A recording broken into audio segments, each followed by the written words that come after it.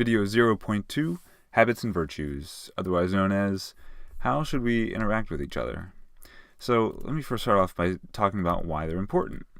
These habits are probably more important than the actual math that I teach. I mean, sure, math is important, but more often than not, people in authority, coaches, employers, government officials, and recruiters, they're looking for you to have good working habits rather than lots of book knowledge. So in many ways, these habits and virtues are more transferable to all aspects of your life. I'm talking about sports, other classes, college, friend groups, family, extracurriculars. They're more important than the math. Number 2, I care very much about how we learn. And once we develop good habits and virtues, what we choose to learn will not matter too much. We as a class will be able to deeply learn a broad range of topics. I care so much about these habits and virtues that I will spend the last day of school giving out awards to students who exemplify them. So let's talk about them. What are they? First, the most important of them all is working for the good of the community. The person who displays this virtue will recognize that they themselves are not the center of the universe, but an integral part of a larger whole. They're keenly aware of everybody's needs, everybody's struggles, strengths, and perspectives, and not just their own. And they actively work to making their group. I mean, when I say community, I mean your group and our class, but also our school, our city, our country. That's whatever community you find yourself in. They work towards making that community a better place. Next, respect each other. This is so important. We need to make sure that this classroom is a place where you can be vulnerable, where you can ask for help and collaborate. You need to be approachable for help. I really have zero tolerance for disrespect, even playful disrespect. Here are 2 behaviors. And when I say playful disrespect, you know what I'm talking about. It's like when 2 friends disrespect each other as a means for establishing a friendship and strengthening it. You know, they go back and forth a little bit. You might think that that's okay, and maybe it is elsewhere, but in my classroom, we really have to set a very low bar for what's allowed. And I'm setting it at 0. No disrespect, even if it's playful. It's just incredibly important. Let me talk about 2 different ways that we see disrespect, and some of it's playful. First of all, and of course I've seen these elsewhere at SCH, but they are strictly not allowed in my classroom. First of all, pushing down the little guy. And when I say the little guy, I mean that he's a scapegoat for roasting or ganging up on, or there's smug encouragement. And sometimes people take frustrations out on that scapegoat. And then they end it all with, but Mr. B, he knows that I love him. You know, at its worst, this is bullying, but if it's in its softer form, it's forcing someone to trade abuse for acceptance. You're saying, like, oh, you can be part of our friend group. I'll accept you as a friend, just if I roast you a little bit. And it doesn't make for a good class in the short term. Can you really ask a math question in the middle of all this? Not really. You can't. And it's emotionally damaging to everyone in the long term. The second thing that I've seen at SCH, but is strictly not allowed in my classroom, is excluding non-friends or withholding acceptance. When the friend without the power initiates a simple conversation, sometimes they're unexpectedly met with disgust or disdain, so that they are at the whim of the friend who has the power. Or sometimes, in order to strengthen a circle of friendship, some people are left out. In order for these 3 people here to feel like they're friends, they intentionally push out this 4th person. And it's done, I think it's done so that they can feel like they're friends. They draw a line and say, oh yes, we know that we're friends because we know that you're not. Acceptance is a form of respect, and if you don't have it, then it's harder to learn in my class. So in my class, be gracious and give your acceptance freely. I promise you'll still have good friends afterwards. Alright, next is take responsibility. And I think that there are 2 kinds of taking responsibility. I think there's proactive and reactive. First, proactive. Always bring your materials to class. Watch your videos, the videos that I assign outside of class, and take good notes. Ask thoughtful questions. And while you work on an assignment in class, confirm your understanding early and often by checking your answers with the book or with other students or teachers. This is just so important because you don't want to do like 20 problems and then find out that you're doing them incorrectly or even slightly incorrectly. Confirm your understanding early. Do one problem, do the first problem and make sure you did it right. And then do the next one and make sure you did it right. Confirm your understanding early and often. Lastly, when you finish your responsibilities, like when you finish the assignment, for example, you get to the last problem and you're done, make sure you finish it in class. Or if you don't, then make sure you finish it for the next day. Sometimes students ask, Mr. Bergman, if we don't finish, is it homework due next class? And the answer is yes. It's homework due the next day, even though I don't call it homework. The word homework is really problematic in the flipped classroom. The next kind of take responsibility is reactive. This is what you should do if you drop the ball in some way on your responsibilities. If just something goes wrong, how are you going to take responsibility for what has gone wrong or how you dropped the ball? And I suggest that you should not try to cover it up. Don't try and cover it up, and sometimes you could blame somebody. These are two things you should not do. Here's what you should do. Instead, you should admit it. You should just say, yep, that was my bad. I'm going to take responsibility for this. And you do it so that we can all move on. You'll see me do this often. I drop the ball all the time on a weekly basis. I'll admit to my students, look, this is my fault. I'm going to take responsibility for it so that we can all, as a class, move on. And I expect you to do the same. It's just really for everyone's benefit. Next, deliver excellent. Utilize your time and your other resources well. Utilize your notes, your group mates, your teacher, your book, your computer, all of your resources, including your time, well. Try your best, and when you're supported, you will produce great results. But if you're not earning the desirable grades, if you want to do better, then talk to me and we can strategize. I'm really good at helping students improve. Number 4, don't ask me how low is the bar. I get lots of questions, and I don't fault you for this because there's a lot of demands on your time.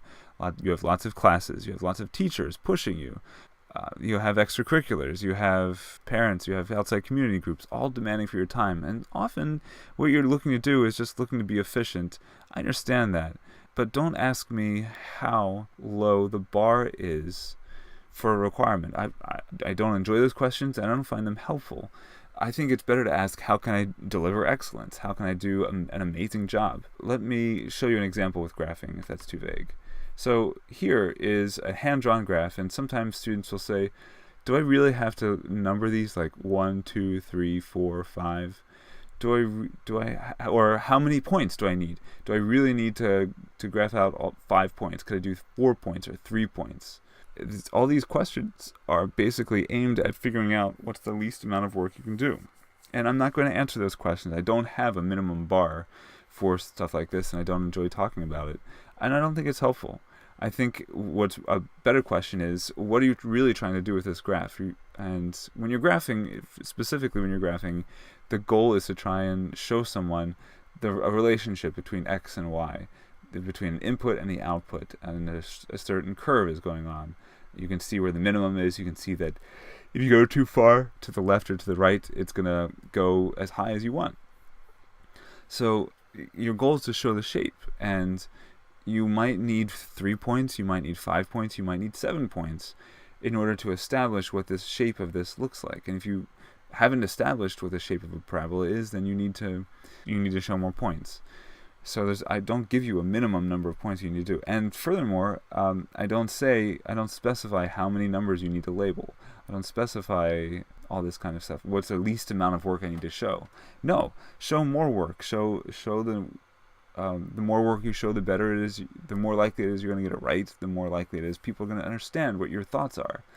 This communication relies on these details, and your goal is to communicate. Focus on that. Focus on communicating with excellence mathematical ideas. Don't try and focus on what's the bare minimum you need to do to get by.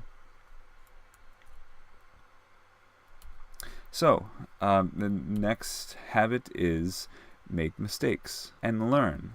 This might be counterintuitive from the previous one. They might be like at odds with each other even. Like, how are you supposed to deliver excellence and make mistakes at the same time? Well, let me just say that there are everyone is going to be making mistakes. It happens all the time.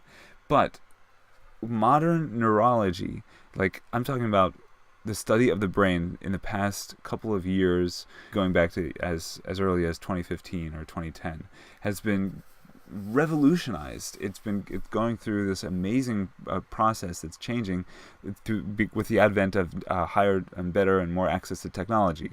Like the MRIs that people are doing are becoming more frequently. And if you think about it, just people are going through MRIs way more frequently than they used to. Like, and the MRI used to be very seldomly used, only in the most extreme case kind of a diagnostic tool. But now researchers are pointing the MRI at the brain more frequently, and just because it's more available, and we get better data out of it now. And we're finding some really amazing things. It's telling us that the brain is incredibly plastic. It's moldable, even in older adults. Like, we used to think that the brain just basically stopped growing when you're 18. False. It can change at your will. Like, if you exercise a certain part of your brain, just like a muscle, it will grow and grow and grow as you need it to. The amazing thing that's coming out of this is that we're finding that there is no such thing as a math brain or an art brain, just like there's no such thing as a math arm or an art arm. Like, you can condition your brain and your muscles to be what they need to be. Some people are going to push back and say other people are just better at math than I am. Well, maybe it's because they're interested in it, they like it, and because they like it, they think about it more. And so if you are looking to be a math student, then you can exercise your brain in such a way to get better at math.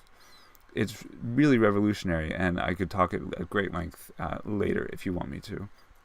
Anyway, rewiring the brain, which is learning, making new connections, occurs best after the moment that you've made a mistake. Researchers have actually literally put math students into MRIs and say, here, do these calculations. And when they make a mistake, then all of a sudden, right after the mistake occurs, you realize that you've made a mistake.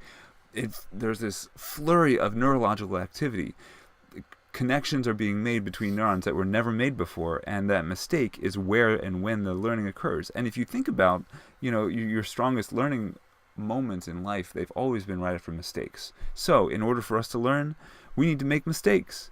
That's fine. We need to make sure that we are bold in our education and are bold enough to make mistakes and then responsible enough to recover from them. This is how the strongest, most enduring lessons will be hardwired into your brain. Now, we all make mistakes. The real question is, how are you going to recover from them? So make your mistakes and learn from them. That's going to be at the heart of your education. The last habit is leave it better than you found it. And really, it answers the question of how should we treat our working space.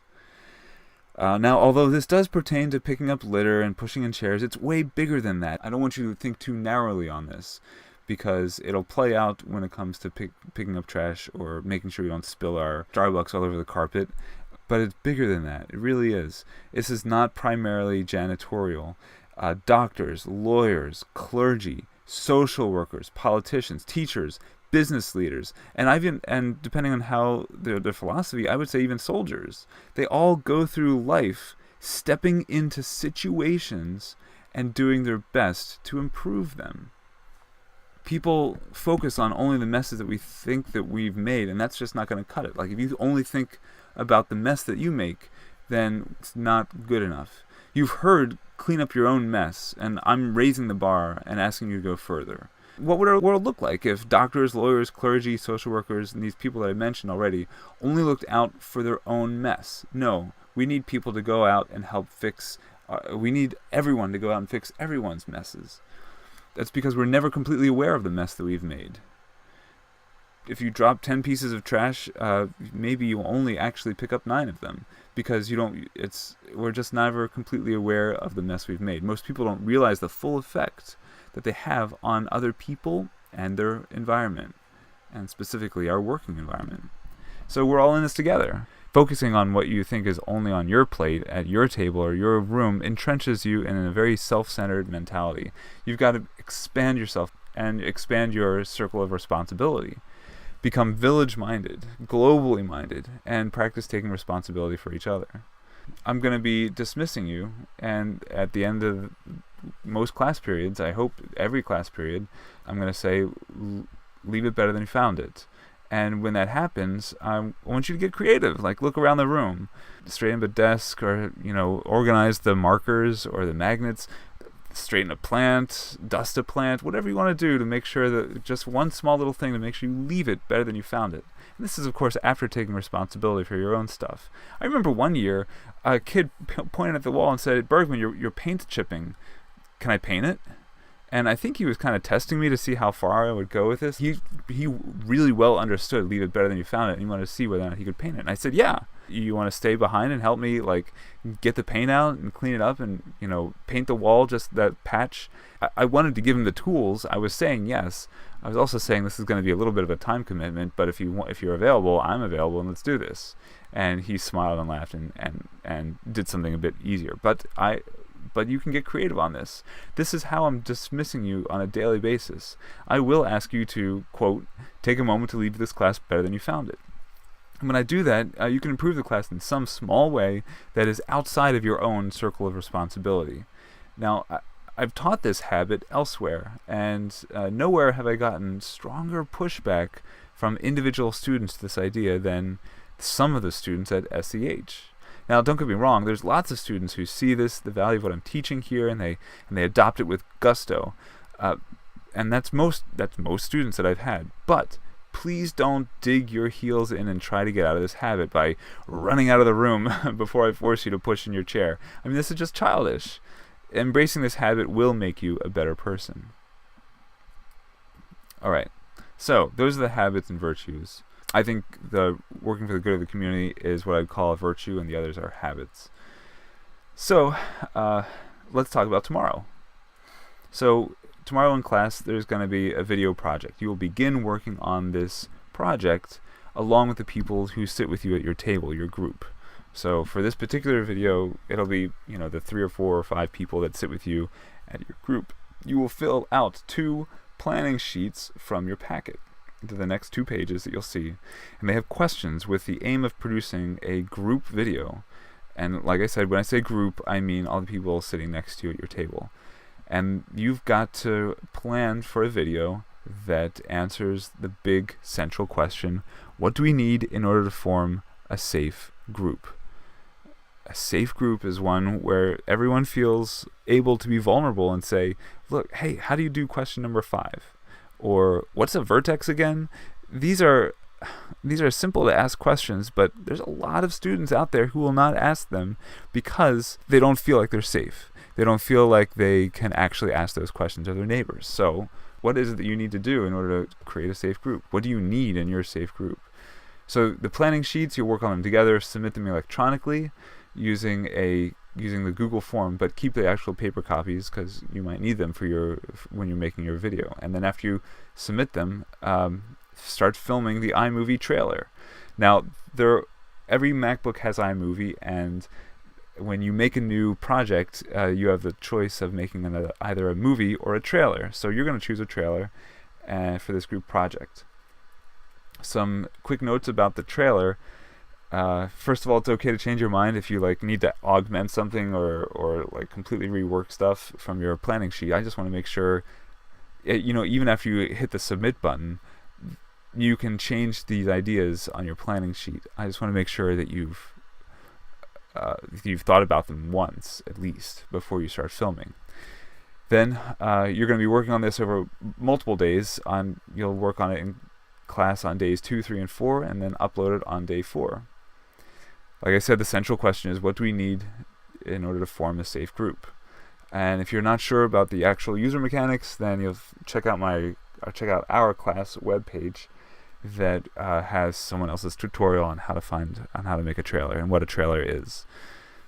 You don't need to watch those. You're not required to watch them. But if you have no idea, if your group is like, hey, what's a trailer? Then check it out. So there it is. Habits and virtues.